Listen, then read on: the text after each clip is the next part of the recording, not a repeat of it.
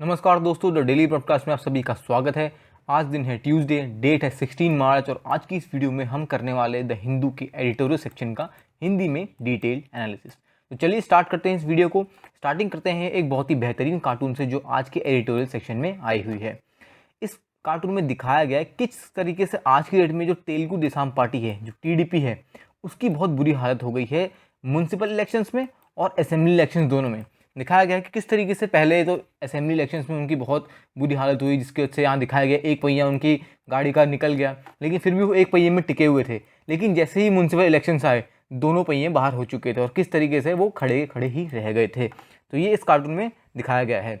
बढ़ते हैं अपने अगले स्लाइड की तरफ। यहाँ पर हम एक बहुत बेहतरीन कोड देखेंगे जो आपको अंदर से बहुत मोटिवेट करेगा अपनी पढ़ाई में कंटिन्यूटी लाने में।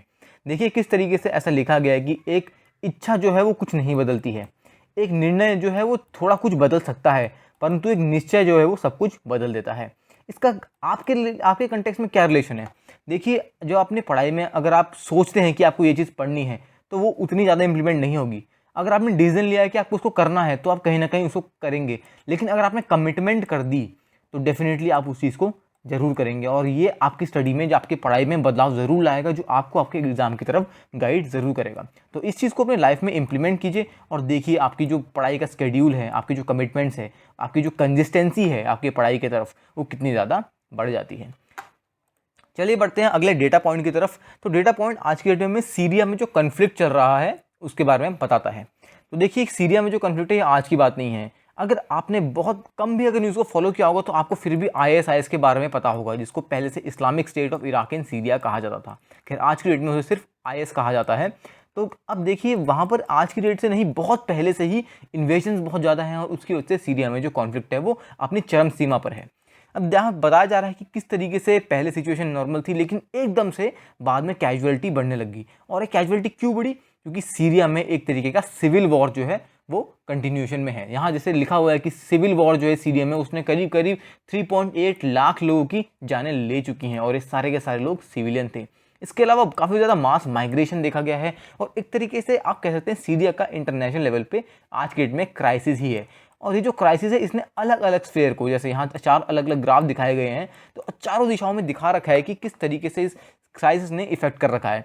जैसे देख सकते हैं 2010 के बाद एकदम से 2014 तक बहुत ज़्यादा लोगों की जान यानी यहाँ जा चुकी है। यहाँ पर डेथ दिखाए गए हैं, इतने लोग की जानें चली गई हैं। उसके बाद भी ग्राफ धीरे धीरे कम हो रहा है, लेकिन फिर भी अगर आज की डेट में देखा जाए तो काफ़ी ज़्यादा लोगों की जानें जा रही हैं।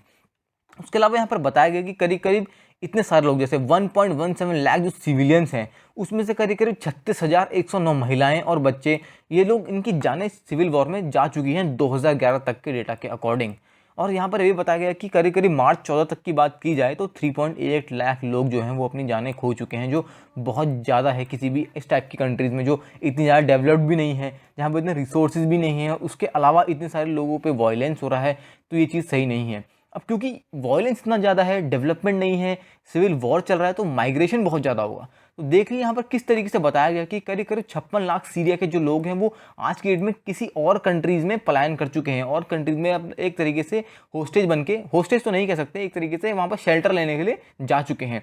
तो बताया जा रहा है कि क्योंकि अपने खुद के देश में उनकी कंडीशन अच्छी नहीं है तो डेफिनेटली लोग माइग्रेट जरूर करेंगे। तो अलग अलग कंट्रीज जैसे लेबनान, जॉर्डन, इस टाइप की कंट्रीज़ में लोगों ने माइग्रेशन शुरू किया है और बाकी जो अदर अफ्रीकन कंट्रीज़ हैं वहाँ पर भी देखा जा रहा है कि काफ़ी ज़्यादा लोगों ने माइग्रेशन किया है। और ये ग्राफ भी आप देख सकते हैं कितना मेजर पोर्शन जो है ऑक्यूपाई कर रहा है, कहाँ से कहाँ लोग अपनी कंट्रीज से दूसरी कंट्रीज़ में जा चुके हैं और वहाँ भी उनका ट्रीटमेंट अच्छा नहीं हो रहा, क्योंकि आपको पता होगा कि मिडिल ईस्ट में सीरिया को जो है एक तरीके से एक बहुत लो लेवल कंट्री माना जाता है, क्योंकि वहाँ पर इतने कॉन्फ्लिक्ट चलते हैं। तो उनके लोग जब भी किसी और कंट्री से माइग्रेट करते हैं तो फिर भी उनको ट्रीटमेंट, उतना अच्छा एम्प्लॉयमेंट, एक तरीके से ह्यूमैनिटेरियन असिस्टेंस नहीं मिलता। इसीलिए कहा जाता है कि इंडिया एक इतनी अच्छी कंट्री इसलिए है क्योंकि हम अपनी ही कंट्री नहीं बल्कि बाकी जो कंट्रीज हैं उनके लोगों को भी काफ़ी ज़्यादा हेल्प करते हैं। अभी रिसेंटली म्यांमार में कू हो रखा है और देख सकते हैं कि जब म्यांमार के लोग नॉर्थ ईस्ट के बॉर्डर से इंडिया में आ रहे हैं तो हम उनको कितनी ज़्यादा ह्यूमैनिटेरियन असिस्टेंस दे रहे हैं। कल की आर्टिकल में हमने देखा था किस तरीके से मिजोरम के जो करंट चीफ मिनिस्टर हैं जोरामथांगा, उन्होंने बताया कि जितने भी मिजोरम के ग्रुप्स हैं वो सरकार से ये गुहार लगा रहे हैं कि जो भी लोग म्यांमार के नॉर्थ ईस्ट में आ रहे हैं चाहे वो सिविलियंस हैं, चाहे वो म्यांमार के पुलिस ऑफिशियल्स हैं, जो भी माइग्रेट कर रहे हैं इंडिया के अंदर, उनको हम ह्यूमैनिटेरियन असिस्टेंस प्रोवाइड करें, उनको शेल्टर, उनको खाना प्रोवाइड करें, ताकि उनकी जो कंट्री में उनके ऊपर वायलेंस हुआ है एटलीस्ट वो हमारे कंट्री में तो सेफ रहें। और ये एक तरीके से का ट्रस्ट होता है, भरोसा होता है एक देश के नागरिकों का दूसरे देश पे, क्योंकि डेफिनेटली वो लोग म्यांमार के जितने भी लोग हैं वो इंडिया में इसीलिए आए हैं क्योंकि उनको भरोसा है कि इंडिया में आने पर उनकी डेफिनेटली हेल्प होगी। जबकि आज के डेट में म्यांमार के जो आर्मी चीफ हैं वो ये कह रहे हैं कि जितने भी लोग माइग्रेट हो रखे हैं इंडिया को, उनको वापस म्यांमार में भेजा जाए, लेकिन हम ऐसा नहीं करेंगे क्योंकि हमें पता है कि अगर वो वहाँ जाएंगे तो उनके सभी राइट्स का वायलेशन होगा। खैर, टॉपिक पे दोबारा अगर आए तो यहाँ पर बताया गया है कि किस तरीके से ट्रेड जो है ये भी बहुत ज़्यादा इफेक्ट हो गया है। करीब करीब 2010 के बाद से तो इतना बुरी तरीके से ट्रेड इफेक्ट हुआ है कि आज की डेट में कंट्री के एक्सपोर्ट्स भी बिल्कुल ख़त्म है और इम्पोर्ट्स भी नहीं है। खैर, इम्पोर्ट्स तो वैसे भी नहीं होंगे क्योंकि कंट्री डेवलप ही नहीं कर रही है, जीडीपी भी बहुत लो काउंट पे है, तो इम्पोर्ट्स तो वैसे भी नहीं होने, लेकिन कंट्री के अंदर भी कोई ज़्यादा प्रोडक्शन नहीं है तो इसलिए एक्सपोर्ट भी नहीं है। तो एक तरीके से आप कह सकते हैं कि जो ट्रेड है वो एक तरीके से बिल्कुल ख़त्म ही है। खैर, सिंपल सी बात है, जब सिविल वॉर जैसी कंडीशन कंट्री में होगी तो ट्रेड तो फ्लरिश करेगा ही नहीं ना। तो सिंपल सी बात है कि एक्सपोर्ट्स इम्पोर्ट्स दोनों बिल्कुल डाउन है और कंट्री की जो जीडीपी है वो एक डायरेक्शन में प्रोग्रेस नहीं कर रही है। बढ़ते हैं अपनी अगली स्लाइड की तरफ, जो है मेन एडिटोरियल की स्लाइड। अब देखिए, आज के इस न्यूज़पेपर में हमें 3 अलग अलग एडिटोरियल को डिस्कस करना है। बेसिकली ये एक पेज की ही एडिटोरियल है क्योंकि जो एक पहला पेज जो एडिटोरियल्स का आया था वो आज की डेट में पूरा पॉलिटिक्स से रिलेटेड एडिटोरियल था। कहीं केरला की पॉलिटिक्स डिस्कस की जा रही थी, कहीं वेस्ट बंगाल की, तो हमारे स्टडी पॉइंट ऑफ व्यू से, एग्जाम पॉइंट ऑफ व्यू से वो रेलिवेंट नहीं होता है। तो ऐसा हमें सिर्फ वही सेलेक्टिव चीज़ डिस्कस करनी है जो हमारे लिए इंपॉर्टेंट है। ऐसा नहीं कि सारा का सारा अखबार ही पढ़ जाना है। तो सेलेक्टिव स्टडी बिल्कुल स्मार्ट प्लानिंग से बहुत ज़्यादा इंपॉर्टेंट है और वही हम आज करने वाले हैं। जो पहला आर्टिकल है वो पॉक्सो के बारे में बताता है, किस तरीके से आज की डेट में जो बच्चे हैं उनकी तरफ जो सेक्सुअल ऑफेंसेस हो रहे हैं उनको कंट्रोल करना है, और कोर्ट का जो क्या है वो रोल होना चाहिए, लॉ इम्प्लीमेंटेशन किस तरीके से होना चाहिए उस चीज़ की बात की गई है। उसके अलावा क्वाड की बहुत बात की गई है। देखिए, मैं आपसे पहले की भी एडिटोरियल्स में कह चुका हूँ और अभी भी कह रहा हूँ कि क्वाड जो टॉपिक है इसको प्लीज़ आप नोट्स बना के तैयार कीजिए, क्योंकि ये टॉपिक बहुत ज़्यादा आज की डेट में आप कह सकते हैं हॉट टॉपिक है और ये टॉपिक डेफिनेटली आपके एग्जाम में घुमा फिरा के कहीं ना कहीं से कोई ना कोई चीज़ पूछने वाला है। या आपसे ये पूछ सकते हैं कि क्वाड में कौन कौन सी कंट्रीज आती हैं, कौन सी मिलिट्री एक्सरसाइज अभी रिसेंटली क्वाड में हुई थी, और क्वाड में जो है अभी रिसेंट जो मीटिंग हुई है उसमें इंडिया को क्या रोल दिया गया है, ऑस्ट्रेलिया का क्या रोल है। आपसे कई सारी चीज़ें पूछी जा सकती हैं। इनफैक्ट जो क्वाड के अंदर कंट्रीज हैं उनसे भी चीज़ें पूछी जा सकती हैं कि आप पूछा जा सकता है कि जापान के आसपास की जो कंट्रीज हैं वो कौन सी हैं, या आपसे पूछा जाता है कि ऑस्ट्रेलिया के आसपास जो आइलैंड नेशंस हैं उनके नाम क्या है। तो डेफिनेटली अगर एक चीज़ न्यूज़ में होती है तो उससे रिलेटेड बाकी चीज़ें भी पूछी जाती हैं। तो आपको ये चीज़ तो ध्यान रखनी है कि क्वाड काफ़ी ज़्यादा इंपॉर्टेंट है और आपको इस पर बहुत ज़्यादा ध्यान लगा के इसको पढ़ना है।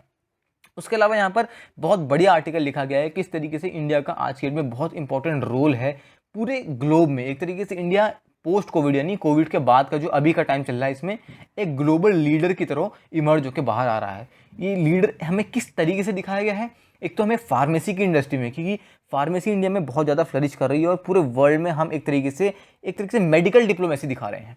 उसके अलावा एजुकेशन भी जो है वो उसमें इतने अच्छे रिफॉर्म्स आ रहे हैं कि ये एजुकेशन जो है हमें कोविड को टैकल करने में भी हेल्प कर रही है। अब आप बोलेंगे कि एजुकेशन किस तरीके से हेल्प करती है, ये भी मैं आपको इस आर्टिकल में आगे जाके बताऊंगा। तो चलिए स्टार्ट करते हैं पहले आर्टिकल से। पहला आर्टिकल जो है वो क्वाड के बारे में बताता है। अब देखिए, क्वाड में तो काफ़ी सारे आर्टिकल पिछले कई दिनों से आ रहे हैं, लेकिन अलग अलग आर्टिकल्स में अलग अलग डेटा फिगर बताया गया है। तो यहाँ पर राइटर जो है वो क्वाड के एक तरीके से हाइलाइट्स को बताना चाहते हैं कि किस तरीके से क्वाड का जो रोल है वो इंपॉर्टेंस प्ले करता है पूरे ग्लोब में। अब बताया जा रहा है, पहली आर्टिकल की स्टार्टिंग ही इस तरीके से है कि क्वाड के अंदर कौन कौन सी कंट्रीज़ है। तो मैं आपको फिर बता दूँ, आप इसको मेमोराइज कर लीजिए कि ऑस्ट्रेलिया, इंडिया, जापान और यूएस, ये 4 कंट्रीज जो हैं आज के डेट में क्वाड के अंदर हैं। और 12 मार्च को एक तरीके से डिफाइनिंग मोमेंट था, क्योंकि पहली बार इस तरीके की मीटिंग हुई थी और ये एशियन जियोपॉलिटिक्स में बहुत बड़ा रोल प्ले करता है। प्रीवियस आर्टिकल से अगर मैं आपको याद दिलाऊं तो प्रीवियस आर्टिकल में ये भी लिखा गया था कि किस तरीके से, क्योंकि एशिया में क्वाड का रोल बहुत ज़्यादा होने वाला है, तो चाइना जो है क्वाड को एक तरीके से एशियन नेटो कह रहा है और चाइना जो है क्वाड के बिल्कुल अगेंस्ट है। और जैसे क्वाड का एक फ्यूचर का पर्सपेक्टिव है कि बाकी कंट्रीज जैसे साउथ कोरिया इनको भी अपने अंदर क्वाड में ले लेगा, लेकिन चाइना जो है अपने जो माउथ पीस है उनसे एक तरीके से जो ग्लोबल टाइम्स है उससे ये मैसेज दे रहा है साउथ कोरिया को इनडायरेक्टली कि उनको क्वाड में नहीं जाना चाहिए।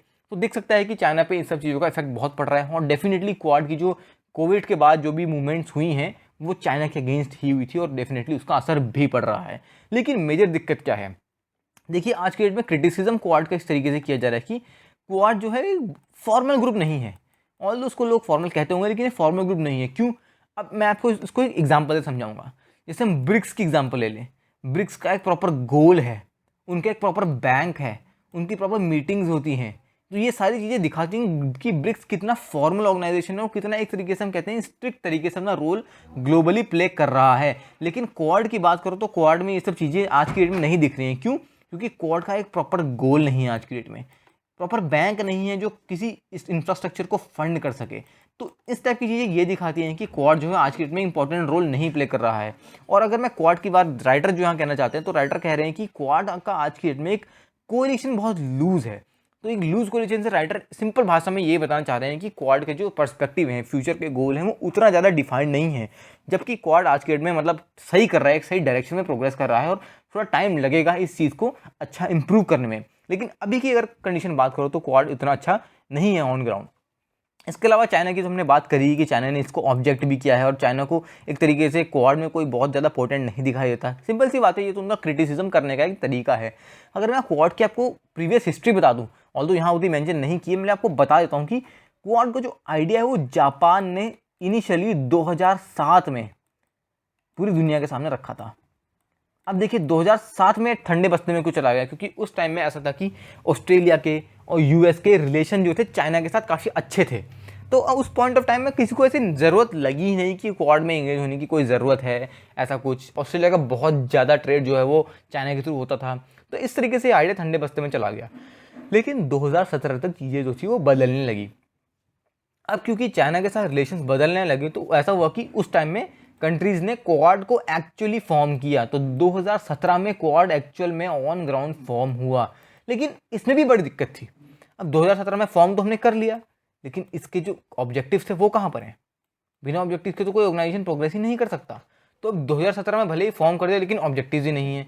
तो इसको करने के लिए हम आज के डेट में जितने भी एक्शंस ले रहे हैं ये सारे हमारे उसी के लिए हैं कि हम क्वाड के ऑब्जेक्टिव्स को एक फ्यूचर पर्सपेक्टिव के साथ देखें, ताकि ये जो पर्सपेक्टिव है हमें आगे जाके क्वाड को बहुत ज़्यादा इंप्रूव करने में हेल्प करें। जिस तरीके से बताया जा रहा है कि 2017 में क्वाड की जो एक तरीके से हम इस्टेब्लिशमेंट है उसे कह सकते हैं।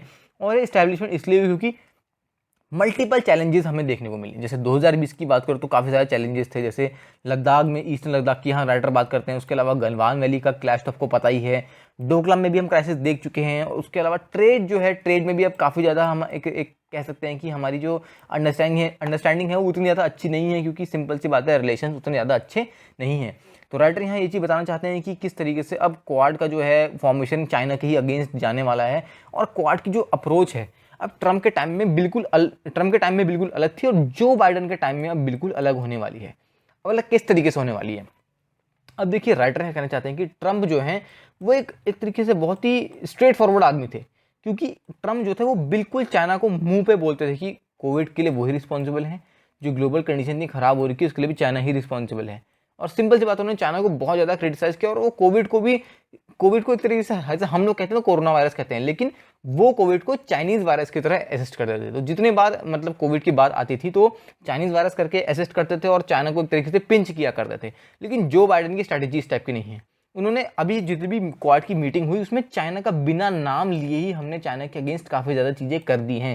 ये एक बहुत सही तरीका है कि हमने फॉर्मली तो मीटिंग में चाइना का नाम कहीं नहीं लिया, जिससे चाइना को भी मौका नहीं मिल सकता कि वो ये कह सके कि हम उन्हें ऑन ग्राउंड सबके सामने क्रिटिसाइज़ कर रहे हैं।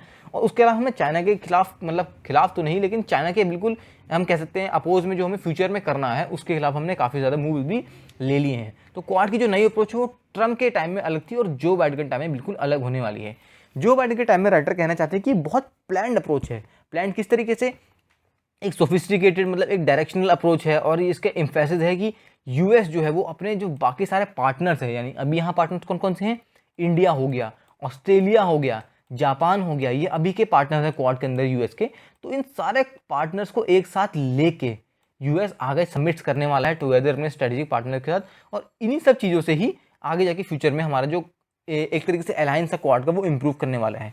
उसके अलावा यहाँ पर राइटर ये भी बताना चाहते हैं कि किस तरीके से आज क्वाड में एक ओपन इंडो पैसिफिक की पहले तो बात की गई, किस तरीके से इंडो पैसिफिक जो है उसमें हम एक तरीके से मिलिट्री एक्सरसाइज करेंगे और एक free, open, inclusive, healthy and democratic value के साथ हम इस इंडो पैसिफिक को एनहेंस करने वाले हैं। अब हम ऐसी बात क्यों कर रहे हैं? क्योंकि आपको पता है कि चाइना जो है वो साउथ चाइना सी पे अपना एक कंट्रोल दिखाता है। उसके अलावा चाइना ये भी बढ़ रहा है कि इंडो पैसिफिक में China string of pearl strategy के तहत श्रीलंका में और बाकी जो आसपास की कंट्रीज़ हैं आसियान नेशंस में, वहाँ पर पोर्ट्स ले रहा है और इंडो पैसिफिक को एक तरीके से इंडियन ओशन को घेरना चाहता है। तो हमें क्योंकि ये दिखाना है कि जो इंडो पैसिफिक है वो एक फ्री ओपन जो रूट है वो हमें ये दिखाना है, लेकिन क्योंकि चाइना की स्ट्रैटेजी बिल्कुल अलग है तो इसलिए हम इंडो पैसिफिक पे क्वाड में काफ़ी ज़्यादा फोकस कर रहे हैं। उसके बाद दूसरी बात जो समिट में हुई वो हुई कि हमें एक प्रॉपर अप्रोच चाहिए चाइना को काउंटर करने के लिए। अब देखिए, जैसे मैंने आपको बात की है कि चाइना का बिल्कुल नाम नहीं लिया, तो राइटर भी वही बात कहना चाहते हैं कि एक तरीके से सी तक वर्ड का यूज़ नहीं किया पूरे डॉक्यूमेंट में क्वाड में, और फिर भी हमने चाइना के ही मतलब एक तरीके से इनडायरेक्ट वे में चाइना के ही अगेंस्ट सारी चीज़ें करी हैं। तो किस तरीके से चाइना की तरफ एक प्रॉपर स्ट्रैटेजी के साथ अलाइन होने की ज़रूरत है, और एक तरीके से सिक्योरिटी चैलेंजेस हैं उनको एनहेंस करना है। सिक्योरिटी बेस्ड चैलेंजेस बहुत सारे हो सकते हैं, जैसे आप कह सकते हैं हमें अपनी साइबर सिक्योरिटी को एनहेंस करना है, मिलिट्री का जो इन्वॉल्वमेंट है वो ज़्यादा से ज़्यादा करना है, ये सब चीज़ें सिक्योरिटी चैलेंजेस में ही आती हैं। उसके अलावा मेरीटाइम ऑर्डर को भी एनहेंस करने की ज़रूरत है। कहाँ पर? ईस्ट और साउथ चाइना सी में। अब क्यों? देखिए, साउथ चाइना सी जो वो अकेले नाम भले उस सी में चाइना का आता है साउथ चाइना सी में, लेकिन उसकी पूरी प्रॉपर्ली चाइना की नहीं है। क्यों? क्योंकि वहाँ पर बाकी सारी कंट्रीज भी हैं जिनका एक एक्सक्लूसिव इकोनॉमिक जोन में सी पर कवरेज होती है। अब एक्सक्लूसिव इकोनॉमिक जोन एक काफ़ी बड़ा टॉपिक है, ये हम डिटेल में नहीं एक्सप्लेन कर सकते, लेकिन मैं आपको बता देता हूँ कि एक्सक्लूसिव इकोनॉमिक जोन जो है EEZ, वो एक तरीके से एक पर्टिकुलर एरिया बना देता है किसी भी सी में कि ये एरिया जो है ये सिर्फ एक पर्टिकुलर कंट्री को बिलोंग करेगा। तो वही जो है एक्सक्लूसिव इकोनॉमिक जोन EEZ जो है साउथ चाइना सी में भी है, लेकिन चाइना उन सब चीज़ों को नहीं फॉलो करता।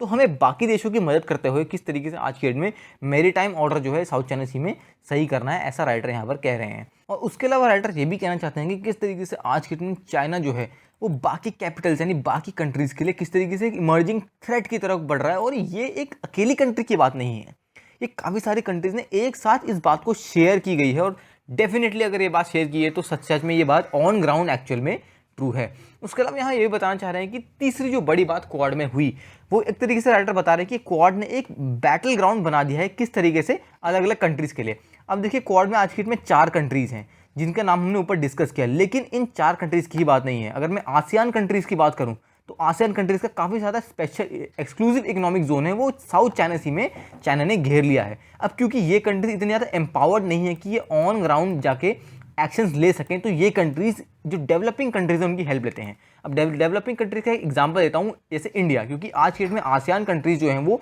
इंडियन कंट्रीज़ के साथ काफ़ी ज़्यादा एंगेजमेंट कर रही हैं। अगर मैं आपको बताऊं तो फिलीपींस ने ब्रह्मोस मिसाइल के लिए अपना एक तरीके से प्रपोजल रखा है। उसके अलावा काफ़ी ज़्यादा आसियान कंट्रीज़ जो हैं वो तेजस को लेने के लिए काफ़ी ज़्यादा उत्सुक हैं। तो देखिए किस तरीके से ये कंट्रीज़ डेवलपिंग कंट्रीज़ के साथ अपना एंगेजमेंट बढ़ा रही हैं। तो ये जो साउथ चाइना सी का और चाइना का जो इशू है ये सिर्फ हमारी दिक्कत नहीं है, ये बाकी सारी कंट्रीज़ की भी दिक्कत है। और क्योंकि हम क्वाड में इस तरीके से हम डेवलपमेंट कर रहे हैं तो डेफिनेटली ये जो आसपास की कंट्रीज़ हैं और हमारे खुद के जो लोग हैं उनके हार्ट्स को जीत रहा है कि हाँ सच में ऑन ग्राउंड क्वाड में काफ़ी ज़्यादा चीज़ें, काफ़ी ज़्यादा इंप्रूवमेंट्स हो रहे हैं। उसके अलावा ये भी बताते हैं कि किस तरीके से आज के डेट में हमारा एक एम है कि हमें साउथ ईस्ट एशिया को जो है वो चाइना के एक तरीके से इन्वेजन से हमें फ्री करना है। क्योंकि देखिए क्वाड जो है वो एक तरीके से यहाँ राइटर कह रहे हैं कि सल्यूशंस यानी हल निकालने के लिए, जो परेशानियां हैं उनका हल निकालने के लिए और उसका डेवलपमेंट और वेल बीइंग के लिए बहुत ज़्यादा फोकस कर रहा है। क्योंकि परेशानियां बहुत ज़्यादा है, लेकिन किसी ना किसी को तो मूव लेना पड़ेगा ना, तभी जाके तो हल आएगा। उसके अलावा ये भी बता रहे हैं कि किस तरीके से हमने क्वाड में चाइना के अगेंस्ट नहीं, लेकिन एक ह्यूमैनिटेरियन यानी ऑन ग्राउंड जो हमें लोगों की कंट्रीज़ की हेल्प करनी है इस कोरोना के पैंडेमिक में, उस टाइम में हम किस तरीके से हेल्प कर रहे हैं। अब हमें कोविड वैक्सीन में काफ़ी ज़्यादा फोकस करना है, राइटर ऐसा कहना चाहते हैं क्वाड में, क्योंकि कोविड वैक्सीन में ऐसा किया गया है कि किस तरीके से इंडिया जो है यूएस की असिस्टेंस के साथ इन वैक्सीन की मैन्युफैक्चरिंग करेगा। क्योंकि आपको पता है हमारे वहाँ पर serum institute of India, Bharat biotech हैं, और ये काफ़ी ज़्यादा एक अच्छे इंस्टीट्यूट हैं आज के डेट में जो वैक्सीन में प्रोग्रेस कर रहे हैं। तो इंडिया इनकी मैन्युफैक्चरिंग करेगा। उसके अलावा जो एक तरीके से मार्केटिंग और लॉजिस्टिक्स वाली जो स्ट्रैटेजी है वो आने वाली है ऑस्ट्रेलिया की तरफ से। और राइटर यहाँ ये कहना चाहते हैं कि आज के डेट में किस तरीके से चारों देश जो हैं वो एक साथ मिलके जो वैक्सीन की डिप्लोमेसी उसको बढ़ा रहे हैं। अब यूएस और जापान जो हैं वो एक तरीके से आज फाइनेंशियली सपोर्ट करने वाले हैं। ये फाइनेंशियल सपोर्ट जो है इंडिया के पास आएगा। इंडिया में सीरम इंस्टीट्यूट ऑफ इंडिया और भारत बायोटेक को जो है ये फाइनेंशियल असिस्टेंस मिलेगी, जिसके हिसाब से वो वैक्सीन की मैन्युफैक्चरिंग करेंगे। और ये जो वैक्सीन जब मैन्युफैक्चर हो जाएंगी तब ऑस्ट्रेलिया इसको अपने एक लॉजिस्टिक्स का जो उनका नेटवर्क है उससे बाकी कंट्रीज जैसे अफ्रीकन कंट्रीज जिसको आज की डेट में वैक्सीन की बहुत ज़्यादा ज़रूरत है और इतना डेवलप नहीं है, तो उन कंट्रीज़ को एक तरीके से वैक्सीन देगा। जैसे यहाँ पर लिखा हुआ है किस तरीके से ईस्ट अफ्रीका और वेस्ट पैसिफिक रीजन की जो कंट्रीज हैं उनको ये वैक्सीन दी जाएंगी। तो हर कंट्री का अपना अपना एक रोल है और 2022 के एंड तक करीब करीब 1 बिलियन वैक्सीन का डोज जो है वो इंडिया बना देगा, ऐसा राइटर यहाँ कहना चाह रहे हैं। उसके अलावा भी देखिए यहाँ पर बताया गया है कि किस तरीके से क्वाड जो है वो क्लाइमेट चेंज और इमर्जिंग टेक्नोलॉजी जैसे 5G होगी, बायोटेक्नोलॉजी होगी, इन सब में भी ऑन ग्राउंड वर्क करने वाला है और अपने स्टैंडर्ड्स को बढ़ाने वाला है। अब स्टैंडर्ड्स किस तरीके से बढ़ेंगे? इनोवेशन, नए जो ब्रेन्स हैं, जो नए यूथ है जो हमारे कंट्रीज़ में अभी स्टडी कर रहे हैं, उनको एक तरीके से एम्पावर किया जाएगा ताकि वो आगे जाके इस चेन में आए और बायोटेक्नोलॉजी और एक जो साइंस है उसको एक नेक्स्ट लेवल पे लेके जाए ताकि हमारे जो ग्लोबल स्टैंडर्ड्स हैं वो बढ़ें। उसके अलावा राइटर यहाँ भी बताना चाहते हैं कि किस तरीके से रिसर्च एंड डेवलपमेंट प्रोजेक्ट जो जितने भी हैं उनको बहुत ज़्यादा एम्पावर किया जाएगा, क्योंकि देखिए किसी भी तरीके से हम बिना रिसर्च के इम्प्लीमेंट ऑन ग्राउंड चीज़ों को नहीं कर सकते। तो राइटर ये भी कहना चाहते हैं कि रिसर्च एंड डेवलपमेंट में भी काफ़ी ज़्यादा चीज़ें देखी जाएंगी। उसके अलावा यहाँ ये भी बताया जा रहा है कि किस तरीके से एंगेजमेंट क्वाड के लीडर्स का बढ़ाया जाएगा। अब देखिए मान लो कि अब मीटिंग हो चुकी है, अगली मीटिंग 2 साल बाद होती है, तो कोई बहुत ज़्यादा रेलिवेंस नहीं रह जाएगी, क्योंकि इतने टाइम में तो जियोपॉलिटिक्स कितनी ज़्यादा चेंज हो जाएगी। तो एक कंटिन्यूअल एक टाइम पीरियड हमें सेट करना पड़ेगा जिसमें हम मीटिंग्स करेंगे, क्योंकि टाइमली अगर मीटिंग्स होंगी तभी जाके ऑन ग्राउंड जो है क्वाड एक सही डायरेक्शन में प्रोग्रेस करेगा। तो किस तरीके से बताया जा रहा है कि यहाँ पर राइटर ने कि एक तरीके से इन पर्सन मीटिंग जो है वो आगे जाके भी होने वाले हैं, और उसके अलावा जो क्वाड के जो अपने ऑन ग्राउंड जो हमारे लीडर्स हैं वो भी मिलते रहेंगे इस टाइप की मीटिंग्स में और एक कॉमन विजन रखेंगे ताकि फ्यूचर में भी ये कोऑपरेशन जो है ऑन ग्राउंड चलता रहे।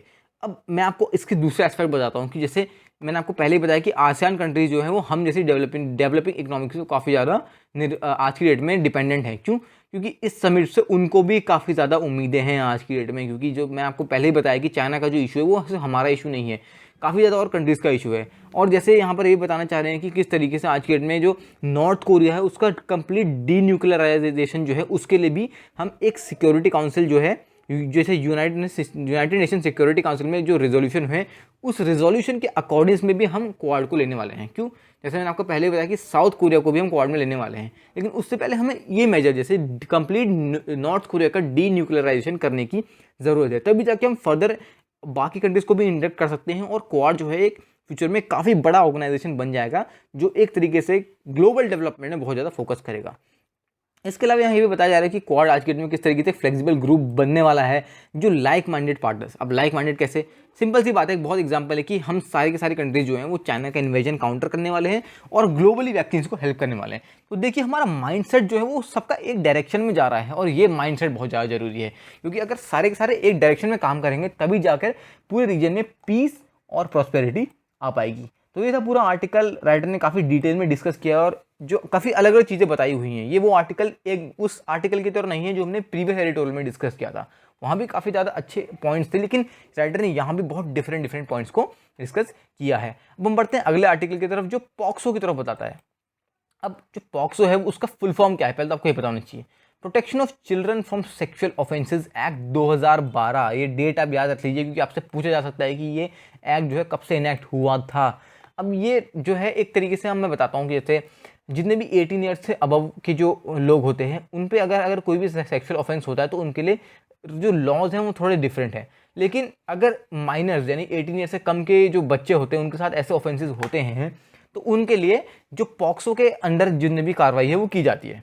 तो अब पॉक्सो के अंदर यहाँ पर राइटर कहना चाहते हैं कि किस तरीके से यहाँ पर आज की डेट में अगर कोर्ट ये कहता है कि जो माइनर है जो 18 ईयर्स से कम की एज का है उसकी अगर कंसेंट ली जाती है कि क्या जब ऑफेंस ऐसा हुआ तब वो इस ऑफेंस के लिए राजी थे, अगर ये चीज़ अगर कोर्ट पूछता है माइनर से तो ये चीज़ बिल्कुल गलत है। राइटर यहाँ पर ये चीज़ कहना चाहते हैं क्योंकि ऐसे केस में जहाँ पर माइनर के साथ इस टाइप की चीज़ें हो रही हैं वहाँ पर एक तरीके से ये चीज़ पूछनी बनती ही नहीं है उनसे कि क्या तुम्हारा एक तरीके से तुम ये इन सब चीज़ों को एग्री कर रहे थे या तुम्हारा कंसेंट था या नहीं था।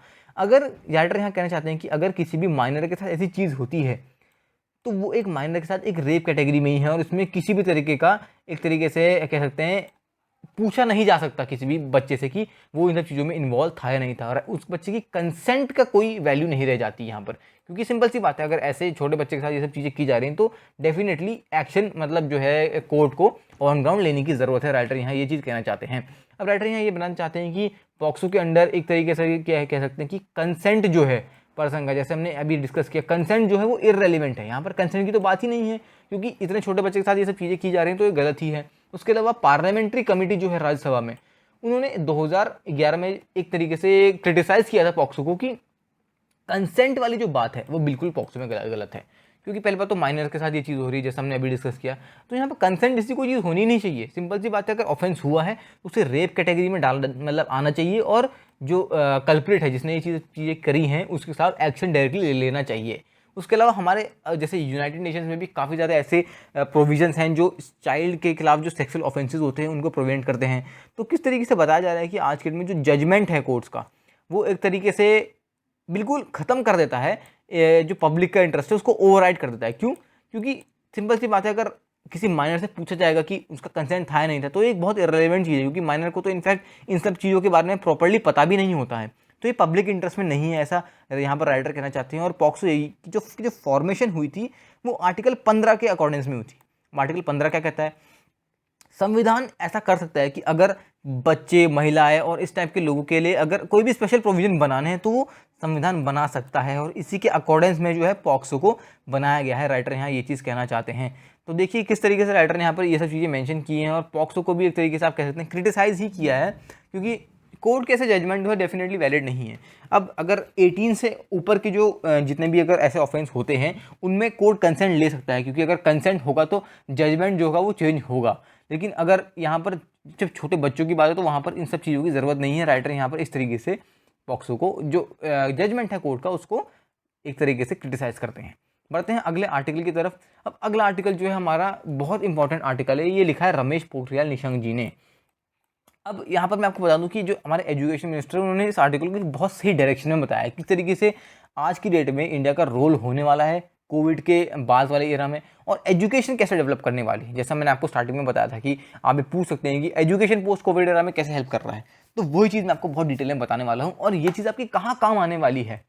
देखिए मान लो कि अगर आपका कोई जीडी का ऐसा टॉपिक आ जाता है कहीं भी, आप किसी भी इंटरव्यू में है या कोई भी आपको ओपिनियन मेकिंग में ऐसी चीज़ पूछ जाती है कि पोस्ट कोविड एरा में इंडिया का क्या रोल हो सकता है, जनरली मैं आपको 99% गारंटी करने वाला हूँ कि लोग जनरली ये डिस्कस करेंगे कि वैक्सीन्स जो हैं वो किस तरीके से इंपॉर्टेंट रोल प्ले करी है, हमारे जो इंटरनेशनल रिलेशंस हैं बाकी कंट्रीज़ के साथ किस तरीके से हम क्वाड में D10 में अलाइन हो चुके हैं आज की डेट में, ये सब चीज़ें लोग डिस्कस कर रहे हैं। लेकिन बहुत कम लोग ये चीज़ डिस्कस करेंगे कि एजुकेशन का जो है किस तरीके से एक तरीके से आप कह सकते हैं एडवांसमेंट हो चुका है।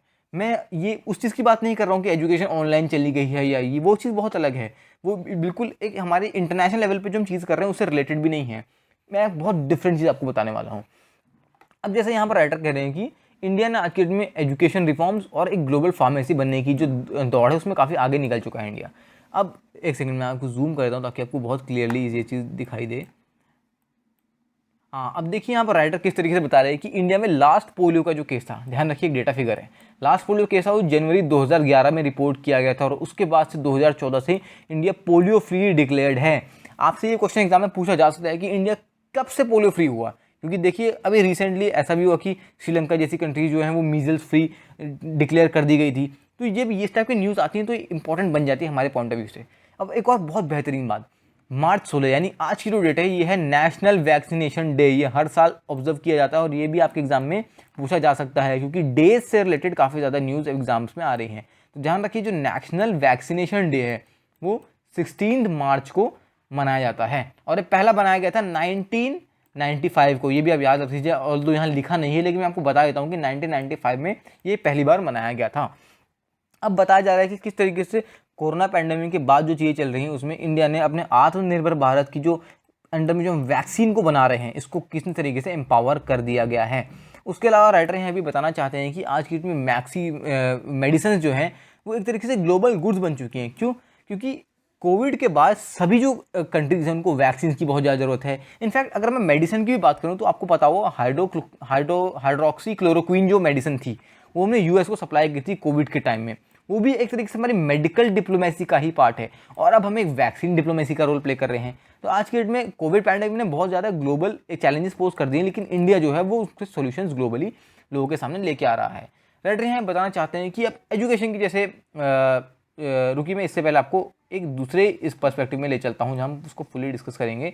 तो हाँ, यहाँ पर राइटर एक तरीके से बताना चाह रहे हैं कि वैक्सीन नेशनलिज्म जो है वो कितना ज़्यादा आज के डेट में इंडिया के अंदर बढ़ चुका है कि हम वैक्सीन अफोर्डेबल रेट्स में सप्लाई कर रहे हैं, और बहुत सारी कंट्रीज़ को तो जो WHO का जो कोवैक्स इनिशिएटिव है उसके अंडर में फ्री में भी सप्लाई कर रहे हैं। ध्यान रखिए, मैं कोवैक्स इनिशिएटिव पे पिछले 2-3 लेक्चर से काफ़ी ज़्यादा फोकस कर रहा हूँ, क्योंकि ये एग्जाम में मुझे लगता है कहीं ना कहीं जरूर आने वाला है। क्योंकि जनरली कोवैक्स को पढ़ के लोगों को ये लगेगा कि क्या पता एक टाइप की वैक्सीन है, लोगों को जनरली ये नहीं लगेगा कि ये एक इनिशिएटिव है।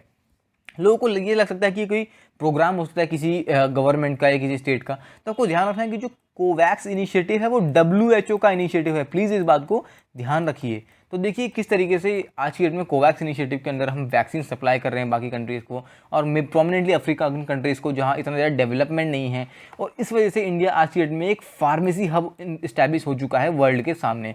इसके अलावा पैंडेमिक में ये भी देखा जा रहा है कि किस तरीके से जेनरिक ड्रग्स और बाकी मेडिसिन की भी सप्लाई कंटिन्यूअल वे में हो रही है, और आत्मनिर्भर भारत को ये कितना ज़्यादा इंपॉर्टेंस दे रहा है। और करीब करीब हमने 70 देशों को, ध्यान रखिए ये, इसको याद रखिए, हमने करीब करीब 70 देशों को आज की डेट में वैक्सीन जो है वो सप्लाई कर चुकी है।